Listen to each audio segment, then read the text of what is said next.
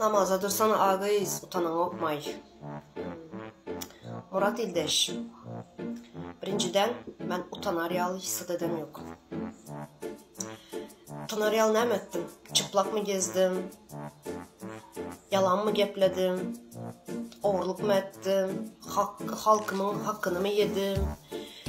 Topraklarımdaki baylıkların, hazinanın pulundan mı oğurla ettim? Demiş ettim ben utanaryalı. Müslümançılıkta şunlar var, doğru mu? Şu zatlar etmek günahtır.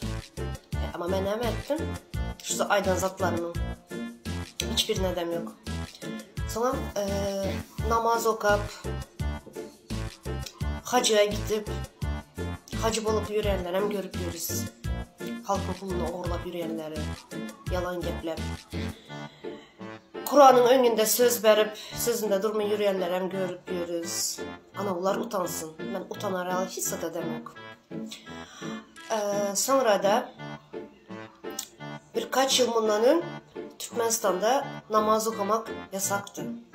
Kim namaz okasa, böyle sakal koysa, hicab giyse, kapansa zenanlar, izinden kovalap vahabist deyip türmeye atıp yürüyentinizler.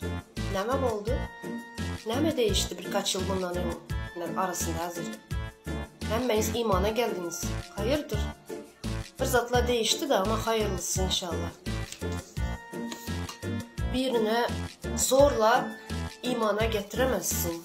Birine zorla namaz okudamazsın. Bu her kimin özünün tercihi. Git namaz oka, git imana gel diyenler, bu senin aydanın olmuyor. Size az Türkmenistan'ın içinde şunu yalan ediyorsunuz ya, kapıma kapı girip namaz okan, imana gelin de. Dini siyasete karıştırıyorsunuz. Bunun altında bir sebep var. Böyle sebep yakınlarda ortaya çıkacak.